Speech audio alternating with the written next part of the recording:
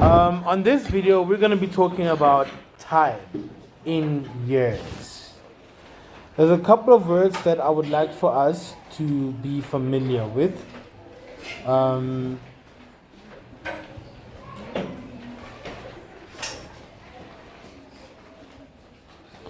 So we're going to be dealing with the concept of decades,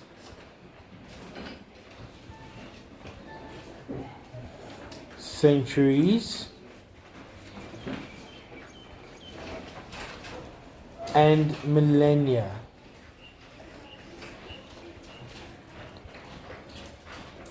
Decades, centuries, and millennia. Now, these words are basically the words that we use to make counting years simpler. For example, the word decades refers to a period of 10 years. So 1 decade equals 10 years.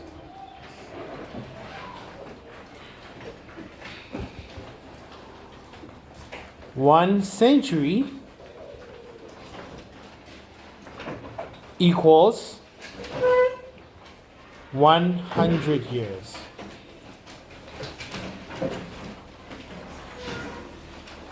And 1 millennium, please take note of the word that I'm using here.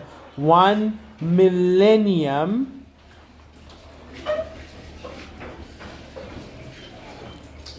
equals 1,000 years. Now, the word millennium refers to 1,000 years. And the word millennia refers to several of the millenniums that we were talking about. So, millennium, singular.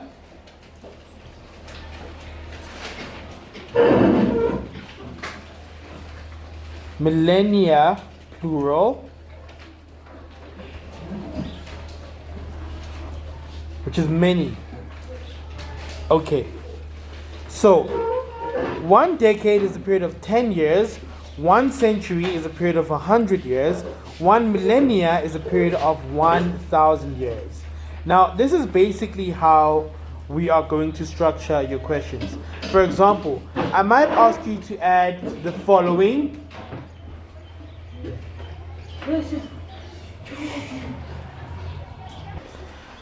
So basically how I'm going to structure your questions is this way. I might ask you to add 2 millennia plus 4 centuries plus 6 decades. Now, you first need to understand the number of years in each, right? And then maybe 2 years.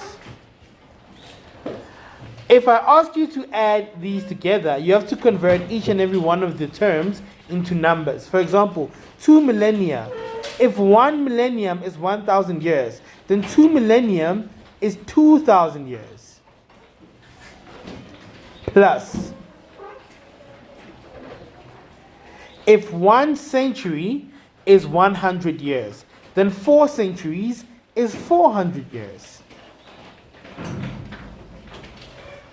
Plus,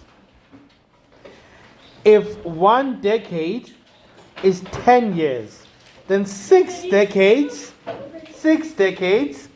equals to 60 years. Plus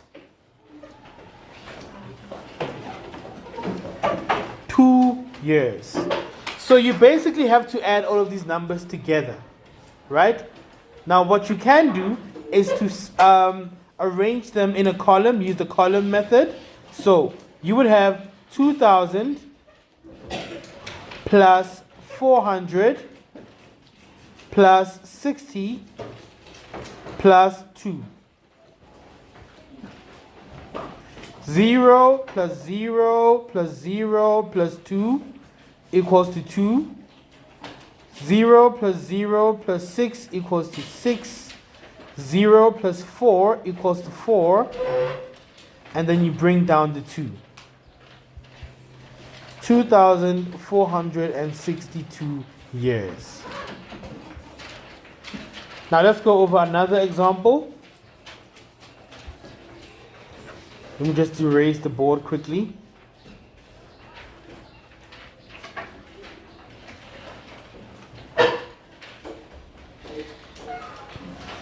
Let's say I give you 6 decades. I am going to try and confuse you by arranging them in a confusing order. So you need to be able to arrange them from the biggest to the smallest by yourself. So 6 decades plus 5 millennia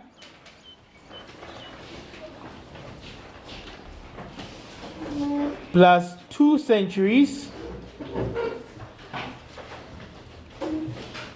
plus 15 years.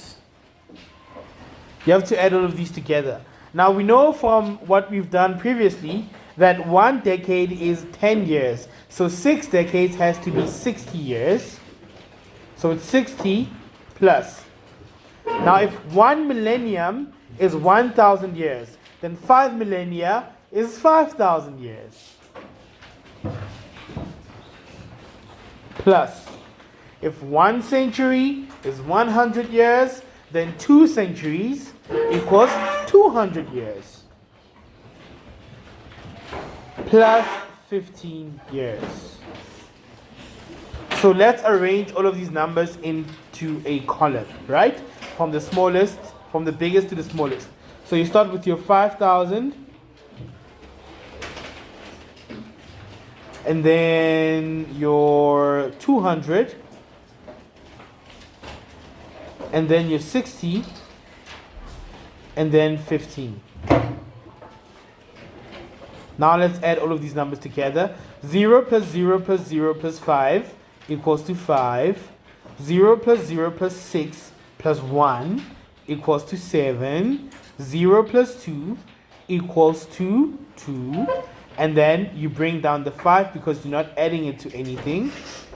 You're left with 5,275 as your final answer.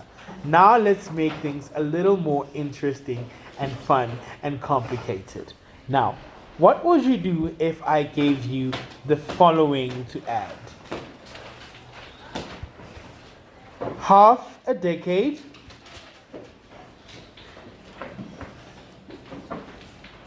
plus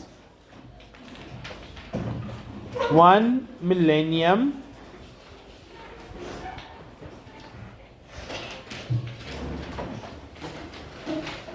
plus 1/4 of a century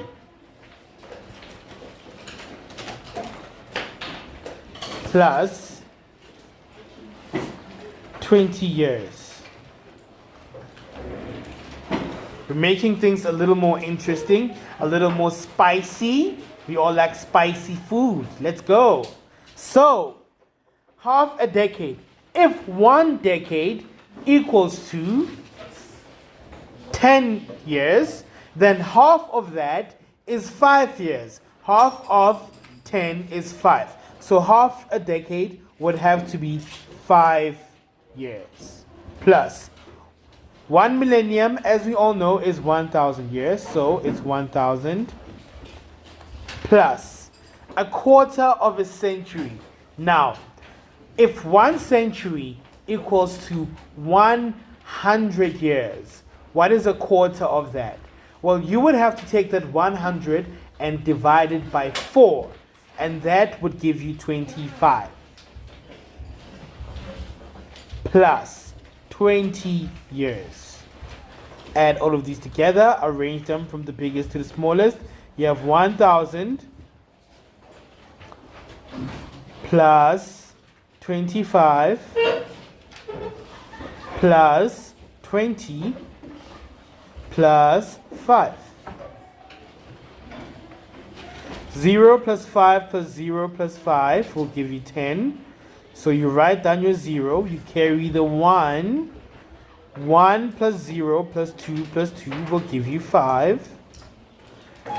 Bring down the 0. Please come to the office and break. Thank you. Sorry about that. Bring down the 1. And you're left with 1050 as your final answer. Let's get it. Let's get it. Let's go. Alright, so that's basically how you do it. Remember to go over the work in your red books. That will help you a lot for practicing. Practice all of the questions and you will be fine for the test. Goodbye.